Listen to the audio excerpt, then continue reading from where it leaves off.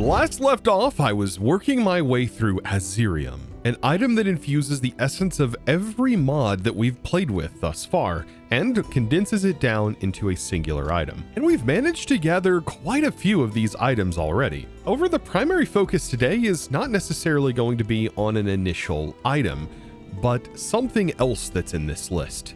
Power requirements. This is going to require over 1 billion RF to be able to actually make in the first place. And that's also not accounting for the 12 draconic infusion crafting injectors that we're going to need, each costing us 256,000 to craft. And then on top of that, to be able to make the draconium for them, this is going to be 50 million. And then for the draconium core itself, also another million for each of those. And right now we're just barely getting by with power, but at least it's free power, right? Because I am using infinite fuel inside of these generators, which are producing about 300 RF per tick each because they're in overdrive mode. Today I want to upgrade our power system, and I also want to dabble a little bit into some Ars Nouveau because we are going to want to dabble with that. And thus we should be able to also make the Mark of Mastery. So first step, how do we get more power? Well, I actually want to use the Powah mod for this. But the Powah mod, well, it has some things we're going to have to work through. For example, this uses iron and gold to be able to make our first tier of energized steel. Then we go into blaze. Okay, well,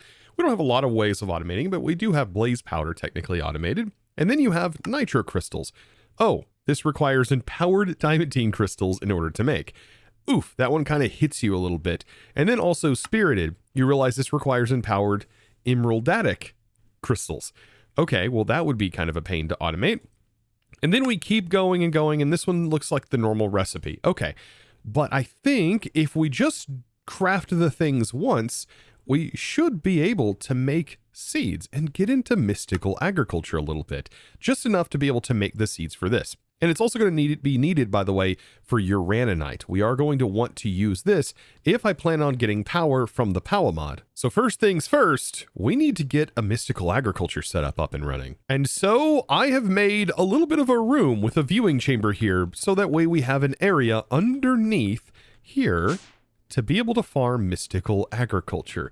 So I laid in some laboratory blocks. We also have some factory wireframe up in the wall to give this nice dark texture to sort of match our AE. I ran some AE cables with some illuminate panels down to emit some more light down here, which I think looks really good. And these are the Chisel Modern anti-blocks that are up in the top, reflecting off of some quartz slabs in the roof. The goal here was to make this room look futuristic, where like the future tech is sort of taking over our Aztec feel. Now, the way we are going to grow our crops is going to be the good old-fashioned growth accelerators. This can actually accelerate mystical agriculture crops. Another viable option would be the lily pads of fertility. However, the crafting ingredients for these things are a bit steep. Now, to get these set up, what we're going to need to do is place a block directly down in the middle, and then we're going to need some water that's going to go right here. Then what we're going to do is place in accelerators just like this in a checkerboard pattern. The size of this farm is primarily going to depend on how big we can get our harvester to harvest. By default, this harvests a 3x3 directly in front of it, but this can be upgraded, believe it or not. And the way we upgrade it is by crafting these machine upgrades. And we can see here that this can go up to a +5 on the area. And so with that knowledge, I would assume that this means we can go up to an 8x8 directly in front of the actual harvester, or potentially making it up to at least a 9x9. So I think we should be good here. I am going to make the max size for that tier upgrade, but I think this is going to be good here. We'll have 1, 2, 3. We'll have several slots here. We'll have 1, 2, 3, 4, 5, 6, 7, 8, 9, 10, 11, 12 crop slots that'll allow us to grow crops incredibly quickly. In each of these openings, we need to break this, and this is where we need to plant our dirt, and we also need to hoe it. After we've got this hoed, now what we want to do is install some red fertilizer, and this is where the combination of the growth accelerators in this are really going to pop. Red fertilizer kind of has a bone meal effect that will increase the growth ticks, but also gets accelerated by the growth accelerators, which is also accelerating the mystical agriculture crops. So this all combines together to produce an incredibly fast growing mystical crop. Now underneath is where I would like to put these, but you are also going to need the crystal growth resonators are pretty good. These right here can go either on the top or I personally like to hide them in the bottom. But I'm only going to need one per growth accelerator. When all is said and done, it should look something like this in the bottom. Perfect. For the harvester machine, we are going to place it facing this direction, which is kind of interesting. You want this face facing where your crops are at, and this is going to allow this to start harvesting. But as of right now, it'll only harvest in this little 3x3 area directly in front of it. Now I've got to work on making these upgrades. Now I have myself a Supremium machine upgrade that goes up in this top slot here, and this should be more than enough to cover this entire area. Now we definitely need to use power in order to make power, so I'm just going to give it some power from a flux point, and now we need to start making some seeds. After getting the fundamentals of the farm in place, this is where we get to dive into the Powah, but not too much. All I'm going to need is enough to make a seed for each one. Remember, essence is EMCable in block form, so being able to just make these seeds on point is pretty quick. So with the seeds, let's go ahead and get them placed in. And once we do place them in and we have enough light, which is something else that we have to keep in mind, this should all start flowing together. So I'm going to place lights right here to make sure this is nice and bright, and then we can place the seed in, and this is going to start growing pretty quick. And then that harvester should also harvest it quite quick also, as soon as it like recognizes it. I believe it has to go through an area, but we can speed this up even faster by using a watch of flowing time. And I think that this would be in range if I place it right here in the center. It's not going to speed up the crops per se, but I believe it will speed up the growth accelerators that are speeding up the crops. And it does look like the harvester, I believe, if I do F3B, I believe the harvester is just within range. Perfect. So inside here, we now have our essences building up. Now here's what we get to have a little bit of fun with logic and how we're going to send things around. First of all, I want to create some drawers here and make sure they are all locked. Then up top, I want to make sure we connect to our main storage controller, which currently only has nether stars in it. This, I'll use my linking tool and make sure my linking tool has this selected. Then down here, all we have to do is add a storage controller access point to it. And in between this, I'm going to place a super factory manager machine. So it's going to go super factory manager machine and then the controller access point, in which I will simply add this right here to it. So just right click after shift right clicking on your main storage controller. Then what we can also do is go ahead and add all of these drawers to our drawer network. And now for the fun part, SFM. And the cool thing is we don't even have to really do anything at all. By placing this machine in, we can do one of the simplest tasks, and that is just simply placing in a disk, going to view examples, clicking a simple program, and then hitting done. And this is a fully functioning, ready to go program that you don't even have to really edit. The only thing you have to do is essentially define what is A and what is B. A is going to be the destination we're pulling from, and B is the destination we're sending to. So to do this, we'll use a label gun, we'll shift right click to pull the labels, right click in the air, select A, tell A where to be, and then tell B where to be.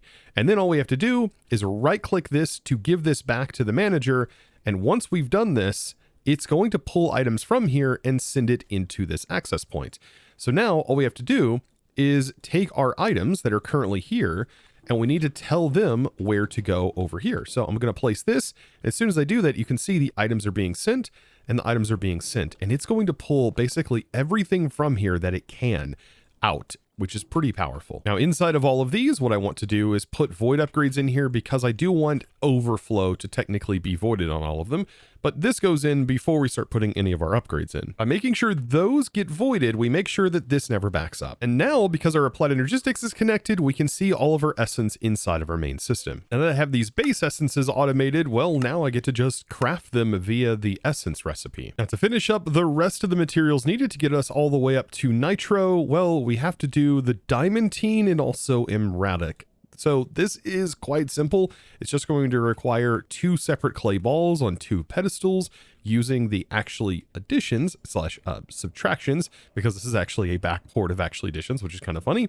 But we get that together. I'm going to use the block form because we need at least 4 of them to make the seed. When that one finishes, the emerald requires grass, slime balls, lime dye, and any sapling. And then that is the one for upgrading the emerald version. I've upgraded my intertesting rods to the blazing tier now that we had access to blazing. So getting this all fired up shouldn't take too long at all. So now I have the block of niotic, and then I got to do the same thing here. This one's probably going to take a little bit longer due to the power requirements. Before long, I now have all of these ready to go. So there's the Niotic seed and there's the spirited seed. Now creating the Niotic, which is going to get us into the last tier, this is going to require something special. So this is really cool about the Flux networks. If we select our network here, we can set a priority of a negative priority, which is going to be lower than our base, meaning that all of the power will get used by all of our other equipment before getting sent here. We're going to need this. We're going to need this because if we start draining all of our power, I don't want my main network to shut down. To make Nitro, we are going to want to automate this. So the way I plan on doing that is by having a pattern provider, which goes directly on top, which injects into the actual orb here.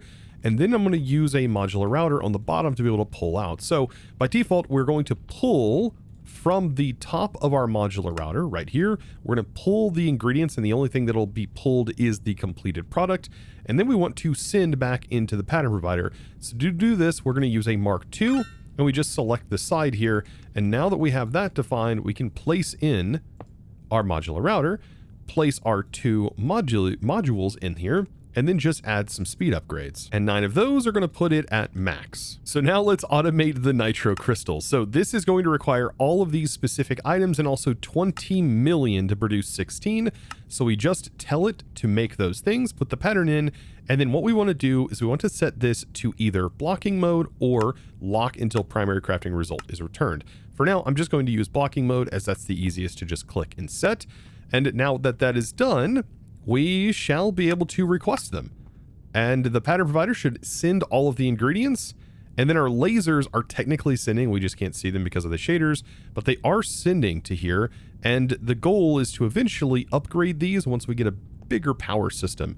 But as of now, it's going to take a while. And just like that, our automation succeeded, and we now have 16 Nitro crystals. With all those basics out of the way, it's now time to start making some recipes. So I am just simply setting up recipes, taking us all the way up to Nitro tier on our reactor. And what I want is 36 of these to make a singular reactor, which is going to require all of these individual essences in order to make. Speed some of these seeds up. I mean, we can make this go pretty darn quick, and we can have our modular router technically click this over and over again with this special fertilizer. So if I set this to down, we can make sure that that's going to click whatever's in the buffer slot down, and then set the pull to make sure to pull ingredients. We'll go ahead and set our fertilizer here, and this will allow us to get it very, very quickly. So it's going to pull that in. It's going to click, and we put the upgrades in.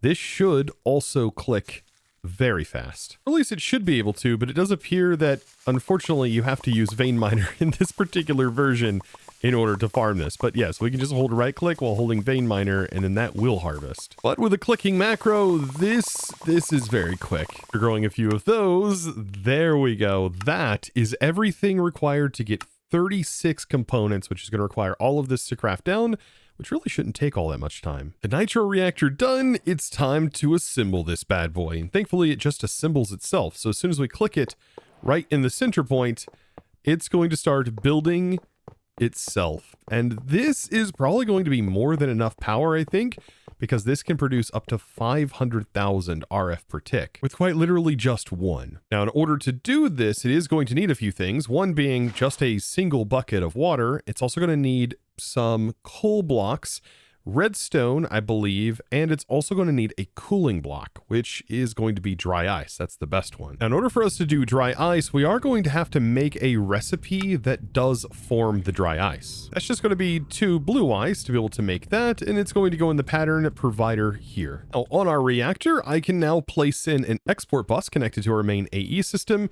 and inside of here, we want to set this to export using round robin mode, which is going to allow it to loop through different things. The main thing we need to send it is going to be blocks of redstone, blocks of coal, dry ice, and also one other component, uraninite. Now, for all of these items, most of these are just passively going to be sent, but these items right here need to be crafted. For this, we need to put in a crafting card. And so this should automatically request the craft to be able to fill these up. And this is going to start building up power. As you can see, it's running now. Something else I recommend turning on is the automatically manage mode. This is going to shut it off so it doesn't run if the power does go over a certain limit, or shut off when full and then not turn back on until it is dropped below a certain limit. And this is good because it prevents it from flickering if you did have a system where it was turning it on and off, which is very, very handy. But this thing is producing like 460 FE per tick now, which is a lot. And we should be able to pull all of that power out by making sure we tap into one of these white ports down here and putting a plug on it, and also making sure to bypass limit. That's going to make sure that we keep all of our power flowing into our battery storage. And this is going to be basically our main power source. This, though, we essentially have power sort of solved, as this also has a buffer of 500 million FE, which is a huge buffer, by the way. With all of the boring Powah stuff out of the way, I think now would be a good time to dive into some more Ars and fight ourselves a boss. And that's because we need to get our hands on a Mark of Mastery, which is going to require all of these individual essences here, which we should be able to easily produce, and then also get ourselves a Wilden tribute. Let's first start with all of the essences. So I do want to automate all of the essences, and this should be quite easy. I just need to place down some imbuement chambers, surround them with pedestals, and we're going to need 8 of these running for 8 individual essences. Now, same thing we did with our Powah setup. I added a access point, and I now have 8 individual drawers that we're going to use to store our essences. Main source for all of these essences are going to be source gems, so we just place that inside of an EMC link, and we should be able to easily automate this with a modular router setup. So first thing we need to do is pull the source gem in. So we'll have a puller upgrade that's pulling from the top of the modular router. And then we have a distribution module. So we want to send out of here, and this is wireless, which is pretty cool. And so we can just simply click on all of the faces that we want to send to. And modular routers makes this so convenient to do. So we're going to go ahead and place that there. And thankfully it has up to 8 sources. So as of right now, if I open this up and I place this to pull in, that's going to pull the source gem, and this is going to send them out.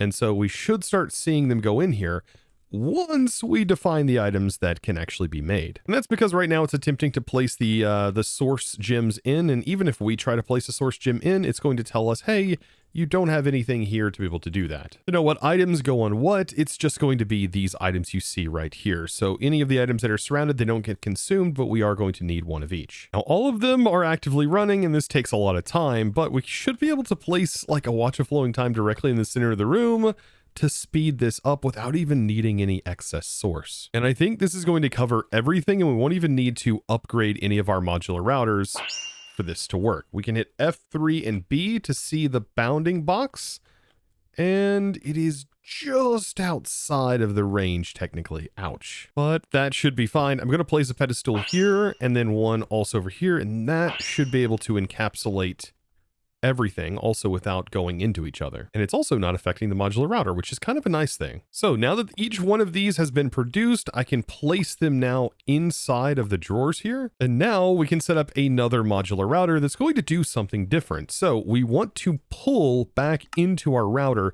but inside of here, what we want to do is blacklist source gems. So if we search up source gems, gems, I think just like that, source, not soul, and place this inside of the list. This is going to prevent this from accidentally pulling out source gems, which we don't want to do.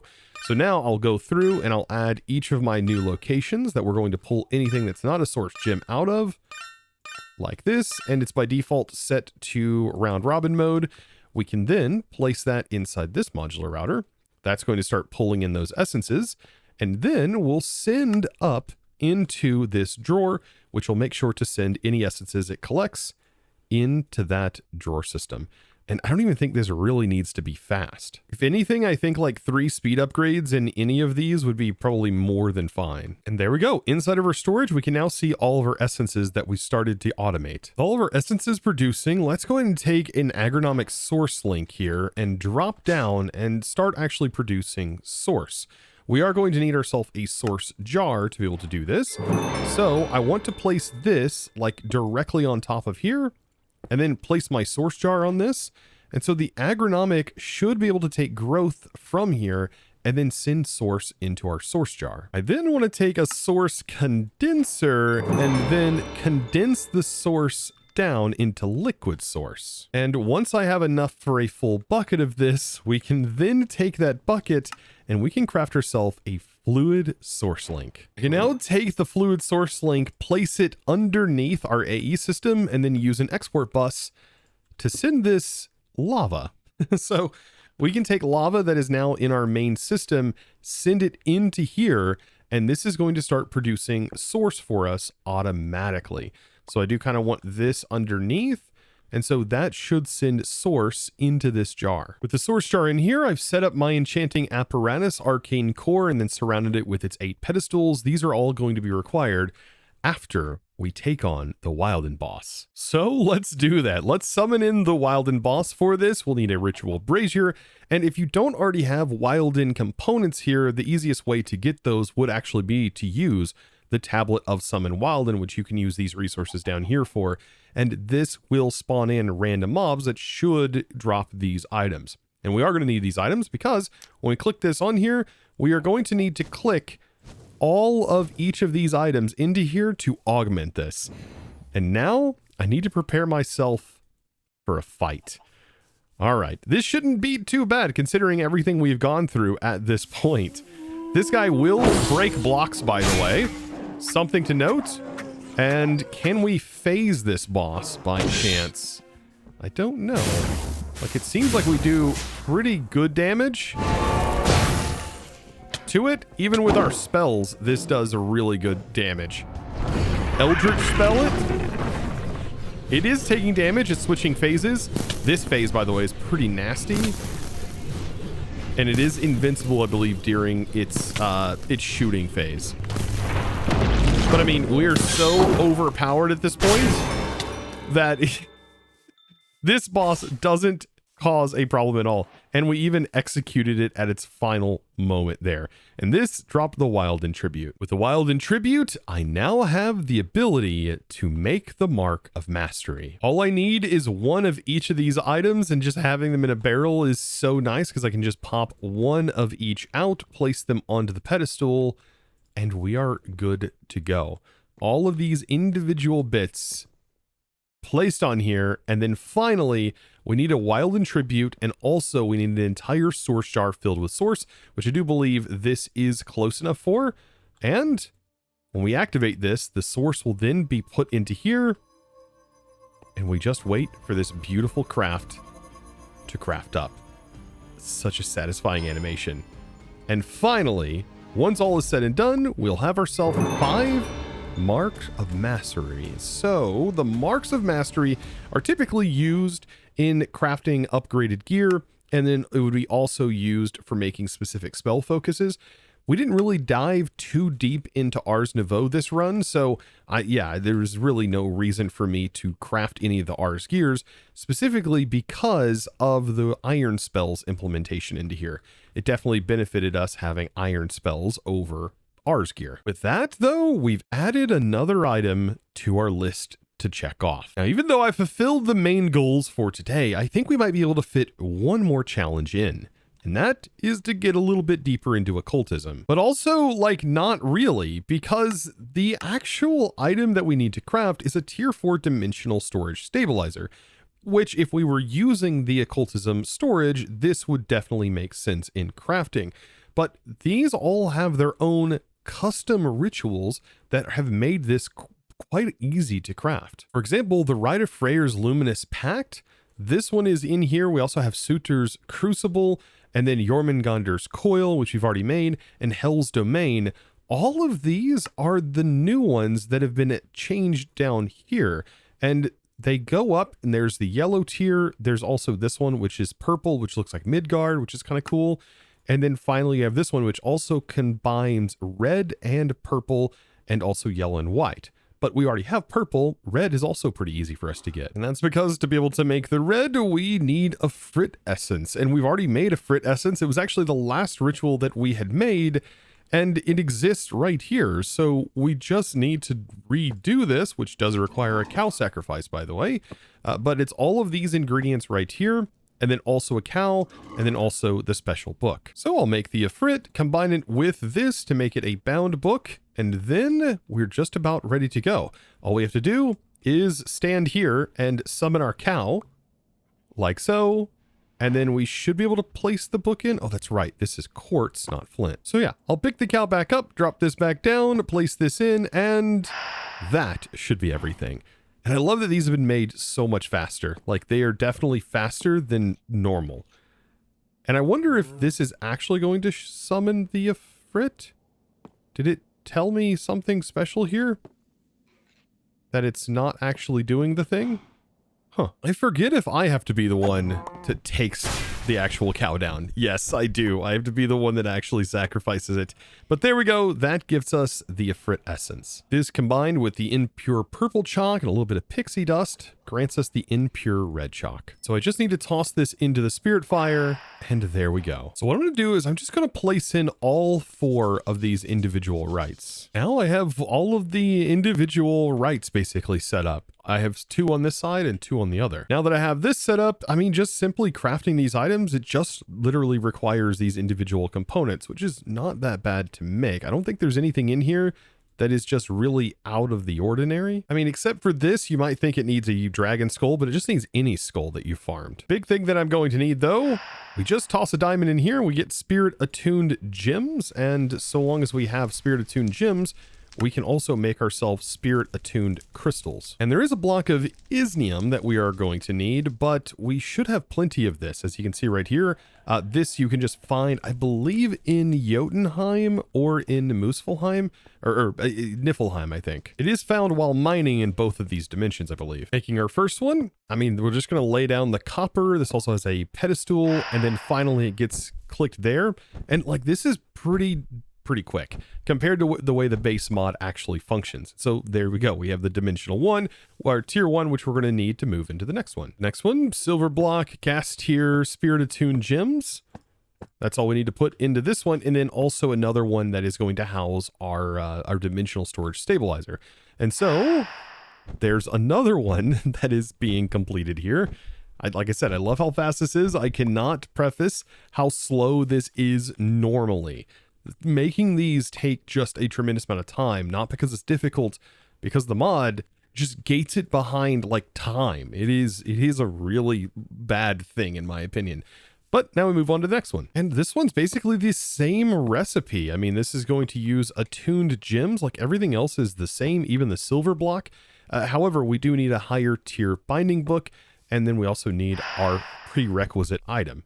But yeah, that's everything. And I love that this one looks like, I said, the Midgard symbol, same one I put on the building. Then finally, on our last rite, all we need is the block of Isnium. We need a dragon skull, and then we also need the spirit attuned crystals to go in here. And then finally, we hit it with the myriad bound book after placing in our tier 3 dimensional stabilizer. And that should be everything.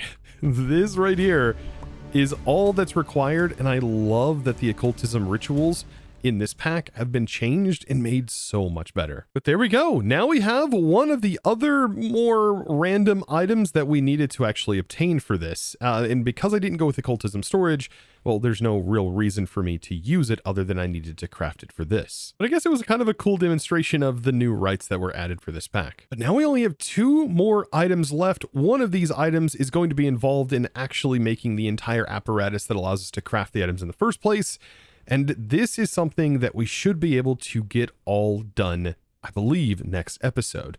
The only thing being the pure spirit, which just requires a ton of crafting rabbit holes through Malum. But man, Malum is becoming another one of my favorite magic mods. It is pretty. That is something that I really enjoy in mods. But today we got a lot more powerful. We crafted 2 of the special items and also crafted a hidden item, being power, that we needed, and also dabbled a bit into mystical agriculture to make that happen and accelerated it very quickly. And I think this turned out fantastic. Of course, be sure to let me know down in the comment section below. Do you enjoy this room? Do you like the layout? Do you think this is going to work for your world? Did you learn something new? I would love to hear from you down in the comments below. And while you're checking out the comments, be sure to check if you're subscribed and click that subscribe button if you haven't already. And give this video, guys, a huge thumbs up. Now, with that being said, it is also time for me to thank the amazing supporter that made today's episode possible in the first place. And that amazing thanks is going to go out to Seeker6. Thank you so much for your amazing support and choosing to support me over on the Discord by becoming a Discord premium member and supporting my content in one of the best ways possible. Thank you so very much. And guys, I look forward to seeing you all in the next episode. And as always, thanks for watching.